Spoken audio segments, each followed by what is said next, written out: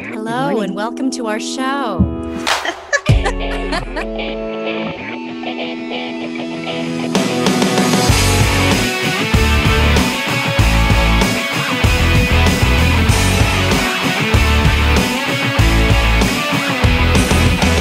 There you go with your big bad self. Hey guys, how you doing? Good to Hello, have you back. everybody. Yes, Welcome back. I'm Mylin, I'm Dee Dee. and welcome to The All All Things Mighty Mighty Show. Show. Good morning, good afternoon, Good evening. or good evening. Yes. All right, guys. So we are coming in hot. We're just going to get to it. We're just going to get down deep, and we're just going to get to it. It's a doozy of a show. Okay. We're going to talk about success, right? Yes. We're going to talk about success, what- what that means, exactly. identity, and we're just going to get right to it, right? Yes. So Dee Dee and I come from the all new Mickey Mouse Club, okay? Hit Yes. television show on the Disney Channel, and maybe some of you know, maybe some of you don't know, but some of the world's biggest, some of Brilliant the world's biggest, mega stars okay, celebrities. came from this very show. Yes. The casting. Good job. For those of you who don't know, we've got Britney Spears, we've got Christina Aguilera. We've got Justin Timberlake, Justin Timberlake. We've got JC Chazé. We've who I got went to prom with. I did. if you saw the last episode, If you saw the you last would episode. see Yes, that Dee Dee went to prom with JC. that's true. Who else do we have? We got Ryan Gosling. Let me get him Ryan. on the phone. Ryan Gosling. Ryan Gosling. And then we got Carrie Russell. We always joke, like when we do some Mickey Mouse Club stuff, gatherings or something, it's always like, is Brittany going to be there? Is Oh wait. Let me call her. Let me see. Brittany, speed dial. No.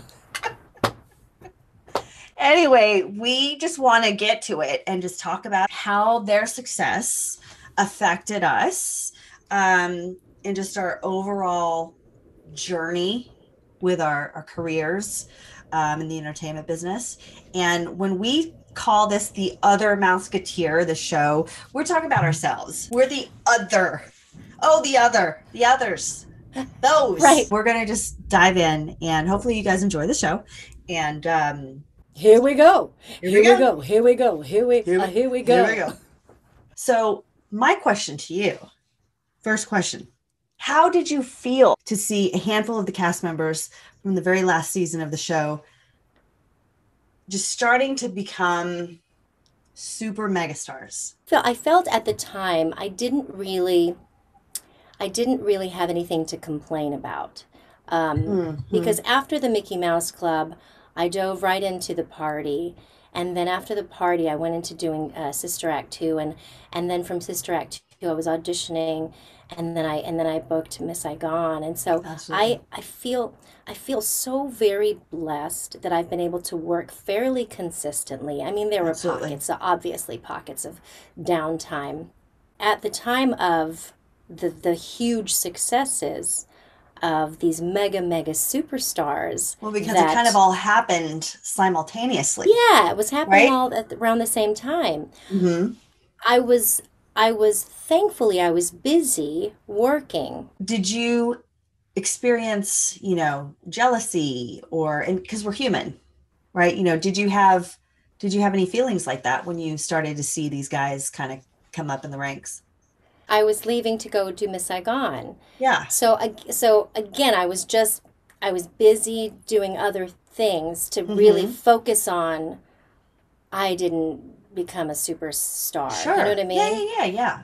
But I had no complaints because here I was living one of my dreams, Mhm. playing Absolutely. a part that I had dreamt of. I felt like and I feel like this so many times, and I don't know if it's, I mean, I can only say that it's a God thing. I have felt so very blessed and grateful for all of the opportunities that I've had. I felt like I had no place to feel jealous Mm. or to want. And the thing is, Mylin, I know what you're saying because yes, of course, would I have wouldn't it have been great if the party had had the same success as New Kids on the Block and NSYNC? It would have been so great. The only thing that I can think of is it just wasn't the right time. Mm-hmm. Maybe it just wasn't God's timing. Mm-hmm. I am hesitant to say these words because I fear that people will just think, "Oh, why does she have to be so positive all the time?" And Mm-hmm. why do you have to? Because what I was about to say was Mm-hmm. honestly, it didn't bother me that Mm-hmm. we weren't like top, like number one hidden. It didn't bother me so much that I was like angry at the fact that people weren't recognizing the talent or whatever. Mm-hmm. We were having so much fun. Well, I was having so much fun performing on stage and like getting to travel and do things that I would never have the opportunity to do if I hadn't been part of the Mickey Mouse Club or a Sure. part of the party. And then just even beyond the party, I felt like I had so many more things to be grateful for Mm-hmm. than to compare. I was happy for them. Mm-hmm. I felt like I know them, it was more like that. It was like I went to prom with JC, and it was Mm-hmm. like Mm-hmm. it was that kind of a feeling for me, instead of the other thing. Do you know what I mean? Wow, well, you're much stronger than I was in the sense that look, I know you're not perfect, okay? We're not perfect, and I'm not saying you're You perfect. you know that for a fact, But Mylin. You know I think everything.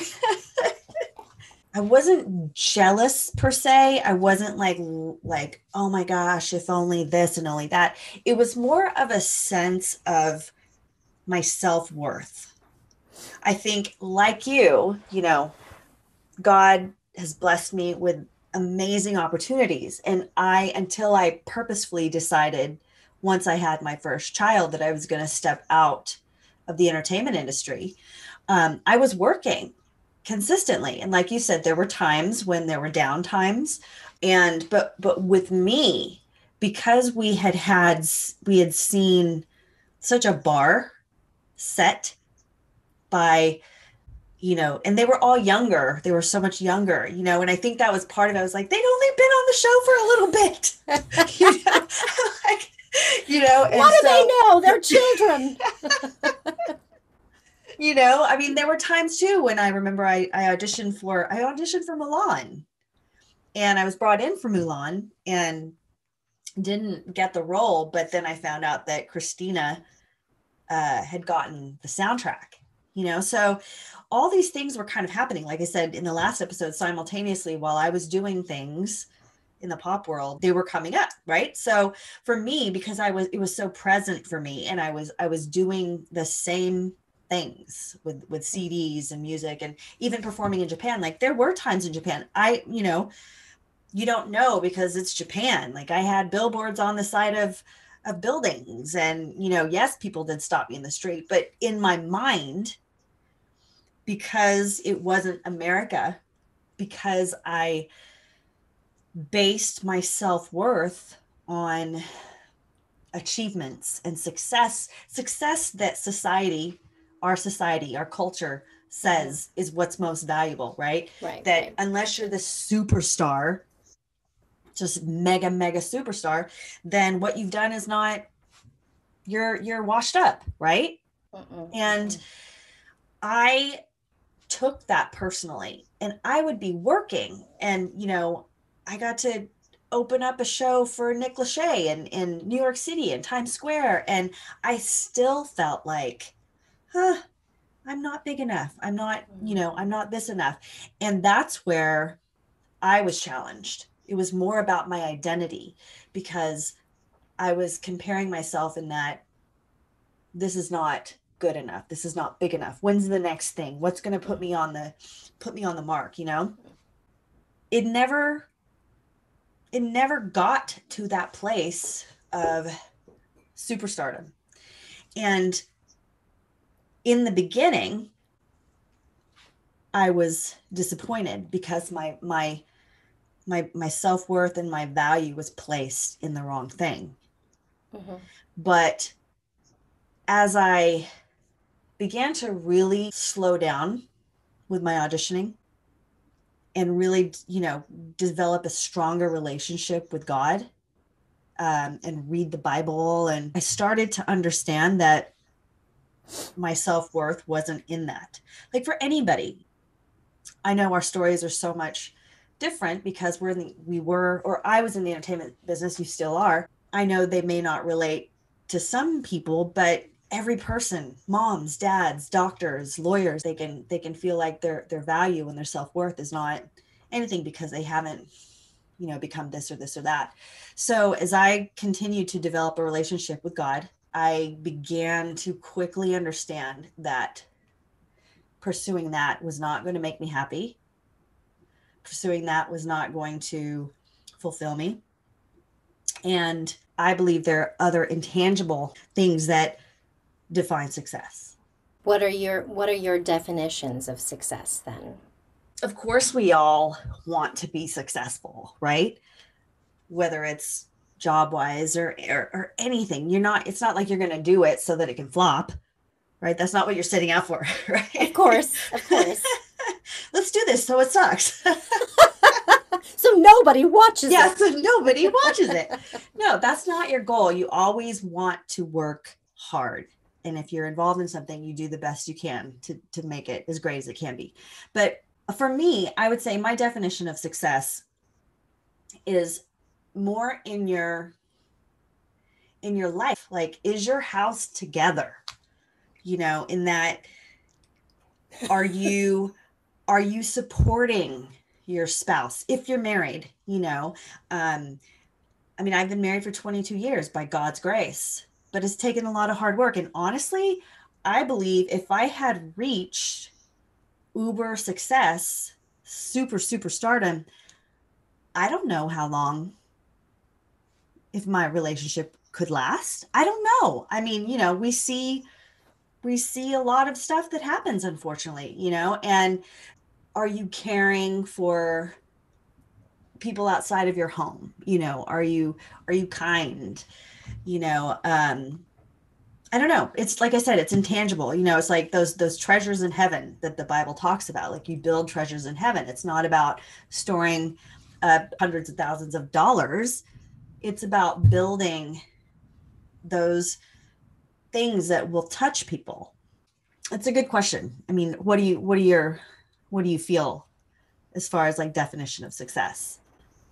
Well, somebody asked me that, gosh, it was like a few years ago, what my idea of success was. And at that moment, I was just thinking success career-wise, you know, mm-hmm. What does success mean to me about my career? And I think I said, well, I never want to put a cap on whatever success means in you know, in the entertainment business, because mm-hmm. this is what I know. This is the only thing that I've been doing in my whole career, has been performing and entertainment. Mm-hmm. And I never wanted to put a cap on it because I want to be able to keep growing, you know, as an artist, as somebody who has, I feel like my talents have been gifted to me from God, and I feel like it's my responsibility here on this earth for the short time that I'm going to be here, mm-hmm. is to share this talent that has been gifted to me. And so if I put a cap on that, then what? You know, like, mm-hmm. okay, if mm-hmm. I reach this, if I reach this place, then I've reached, then I'm successful. I'm like, I never wanted to put a cap on it. I never thought that if you did, then what happens after you reach that point? Then you're done? Are you done? I'm like, I don't want to be done. I want to keep working I want to keep working until I get old and gray. I mean, I am gray already, but I dyed my hair. That's why my hair's blonde. It covers it up. But yeah, so I think that in that sense of success, I always thought, why even, put a cap on it? Why not just say, keep on striving for more growth? Just being able to be busy. Remember that thing I told you last time? It was like, how do you get an actor to complain? Give him a job. I'm like, when people are so busy, they think, oh my gosh, I don't have time to myself. I can't do what I need to do. Because I have this project and this project and this project. And then you're just like, oh, wait, I have this project and this project and this project. And so if you just change the way that you think about things in your life, maybe you will start looking at the blessings instead of the, what's another word? Burdens? The burdens, but also like what you don't have, right? Like being grateful for what you do have. Absolutely. Right. Well, and I think a part of, the success conversation outside of just needing to have achievements and all that kind of stuff is being at peace. God through Jesus has brought me peace beyond anything. Because of my recent walk in my faith, as I'm getting deeper into reading the Bible every day and applying it to my life, it's helped me to let go of a lot of things. I hear this all the time now: let go and let God. Do your best, but give God the rest. I like to tell people that if people ask me for advice, I'm like, listen, I don't have all the answers. I encourage people to just do their best in everything that they do and give God the rest. And I take comfort in knowing that it's all in God's hands. There isn't some magic ball that'll tell you the future.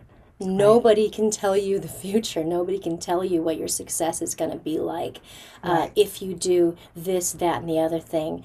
I still encourage people to work hard and to put effort into things that they want to accomplish. Have goals. I think those are great to have, especially if they're good things, and make good choices. But ultimately, it's God's will, and I take comfort in knowing that it takes a lot of pressure off of people's shoulders. It takes a lot of pressure off of my shoulders to feel like I need to achieve success. Do you know what I mean? Absolutely. In everything, all we can do is do our best and give God the rest. Absolutely. So, because of our faith, because of having our faith in having God in our lives, I feel like it helps to redirect our focus and what we put on the top of our priority lists day by day, even like moment by moment. And I don't think of it much as like as an excuse, but more of just being more clear about our purpose. That it's more about His purpose for us. And I just feel like it just makes life so much sweeter, and the things that you that you think on, that you fill your life with, it just changes. It changes, and it changes in a beautiful way. Absolutely. Because it's not about you. It's not about me. Right. You know what I mean? It's about serving others. It's about being kind to everyone, and it helps you to sort of like just keep moving forward and looking up instead of looking back, and trying to focus on the good things in life, because people can spend so much time looking at all of the negative things and all of the things that might stir up some anxiety in you, and if you just redirect your focus, I feel like redirecting my focus, I should only speak for myself really, but when I'm redirecting my focus on God and the bigger picture, things that are beyond my understanding, beyond my control, I feel like if I let God into my life, there's a lot less worry, a lot less anxiety, a lot less fear, and especially fear about the unknown, fear about the future. Yeah. Absolutely. Absolutely. Absolutely. And it goes straight back to career and that kind of success. And again, it's not that success is bad. We're not saying that. No, no, not at all. It's and how everyone has gone on from the show and become uber successful. I mean, that's amazing. That's wonderful. It's just as we continue to develop and grow, what matters the most to you? Because if you're putting all of what you think is going to make you happy in the idea of success and fame and all this stuff, you're never going to be happy. You're never going to be satisfied. You're always going to want more. You're always going to want more. I mean, Yeah. I've read so many, I've read articles about people saying, like successful people. I mean, uber successful people, like the megastars that are like, well, now that I've done this, what do I do now? Like, how do I top it? Right. What do I do? So even those people are trying to figure out how to top it.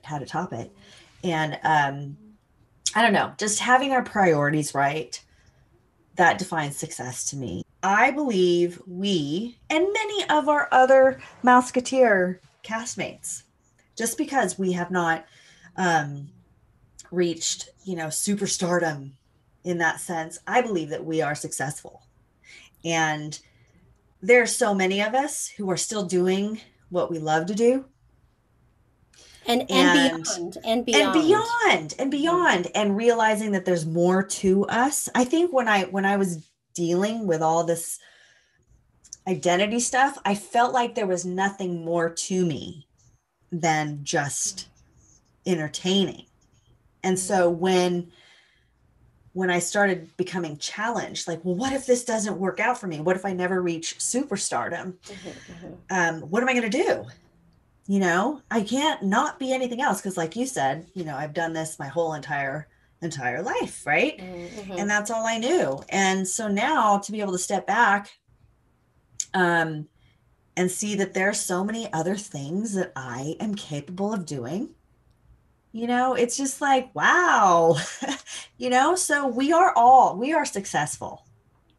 And I'm proud of you. I'm proud of you, for continuing and being a fabulous mom, and then continuing to do what you do in the entertainment industry and just being kind and loving, and you keep being you. And you keep being you too, Mylin. A huge part of my journey with just coming to the Lord has a lot to do with you. And I'm so grateful, Mylin. So grateful for our friendship over the years. Too. And I'm getting all teary-eyed. I feel like during this whole shutdown, the lockdown with the pandemic, I feel like a lot of people, at least people that are in and around the circle of friends that I have been really reeling it in and focusing more on what's most important in their lives. And it was a blessing in disguise, I think. For I agree. People to just reconnect with and stop. Stop with the rush, stop with the hurriedness, stop with everything that keeps you distracted from God, from family. It's forced us all to be super close. Yeah. With our families, right? Yes.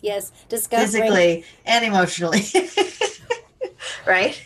Yes. So, Clifton just heard something recently, and the pastor in Clifton's study said, what's the most dangerous prayer that you can ask for? Mm. Like, what's the most dangerous prayer? He says, the most dangerous prayer? It's asking God for patience. Oh, yes. You say, God, please give me patience. And it shows up. It shows up all Right. these circumstances in your life that will test your patience. Test your patience. Exactly. Yeah, I know, it's so true. But it's so Yeah. good because it is good. God is everything that good. God allows is for, it's hard to understand. It's hard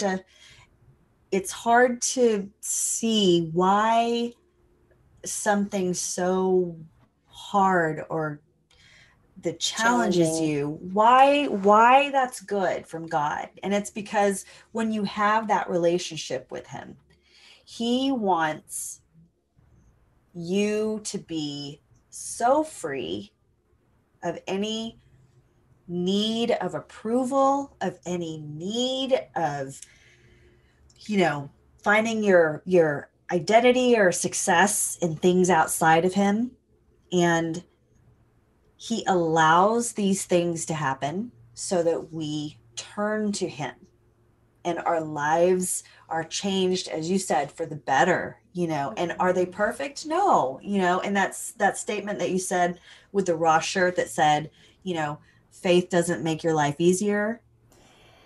Yeah, But faith just makes it possible, makes life possible. faith makes life possible. It was on a t-shirt at Absolutely. Ross, I Dress for love that. Less. You should have got it. I should have bought it. If it was in You my should size, I would have bought it. I would have worn it today. Yeah. Anyway, Anyway. so thank you guys. We know this was a deep, deep conversation. Yes. But we hope that you guys, take from it some things that can maybe help you. And again, don't allow, comparing yourself to other people's careers, other people's successes, marriages, blah, blah, blah, blah, blah. Don't allow those things to determine your self-worth and your identity and your value. Yes. Yes. Okay. So we will see you guys in our next episode. Peace. Peace out. Peace and love and kindness to all.